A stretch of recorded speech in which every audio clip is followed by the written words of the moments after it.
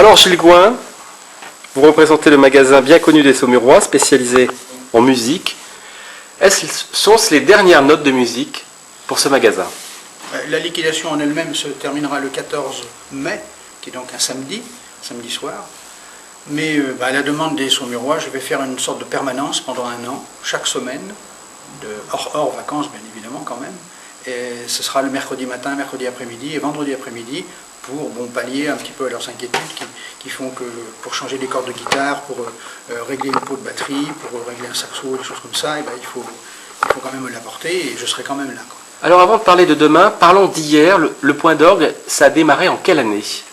En 1975, le 1er septembre exactement. Ici même, rue d'Orléans? Non, c'était même rue Saint-Nicolas. C'est Nanou d'ailleurs qui avait pris le premier jet, je vais dire, le premier mois, parce qu'on n'avait encore pas le magasin rue de la Tonnelle, le tout petit magasin, qu'on a ensuite changé en achetant France Ameublement juste à côté. Ensuite, Serge Lancereau est venu se joindre à nous en tant qu'associé. Et lui, on lui a acheté le magasin de cadeaux qui était juste après. Et donc on s'est retrouvés jusqu'en 90 à cette adresse-là. Quel souvenir garderez-vous de l'ensemble de votre carrière? Jusqu'en 85, on va dire maximum, c'était bien.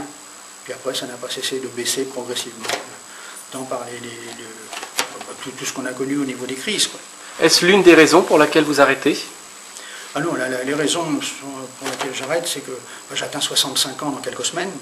Il me semble avoir déjà donné. Ça fait 48 ans que je suis sur scène quand même, ayant commencé à 16 ans. Et puis l'autre chose, c'est que des magasins comme le mien, et nous le savions à l'avance, c'est que ça n'est plus rentable du tout. Parce qu'en fait, on est tellement attaqué par Internet qu'en 5 années, on a perdu 43% de chiffre d'affaires. Ce qui est quand même impressionnant.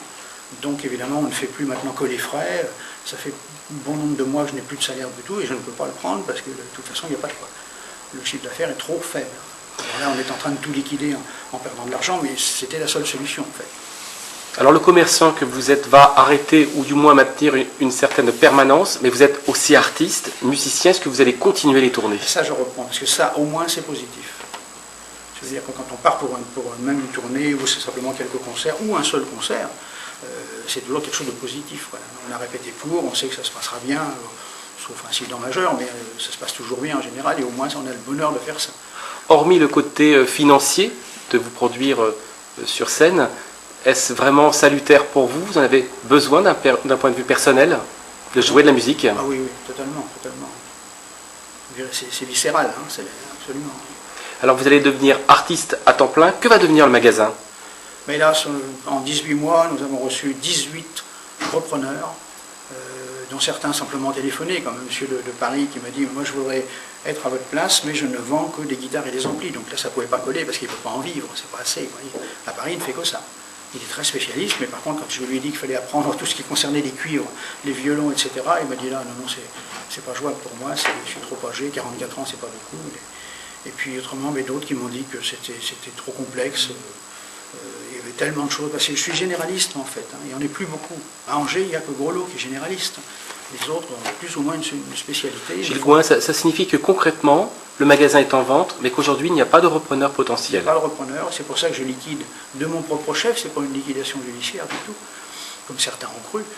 Je liquide de mon propre chef pour penser à me reposer justement, à instaurer cette permanence, à continuer donc à toujours les pieds dedans. Il n'est pas question de sortir de la musique, d'ailleurs. Ça veut dire que je ne sais pas faire autre chose. C'est ce que je fais de mieux, de plus ressenti. Et puis, je n'abandonne pas les Saumurois quand même. Alors justement, concrètement, l'activité commerciale ici s'arrête à quelle date?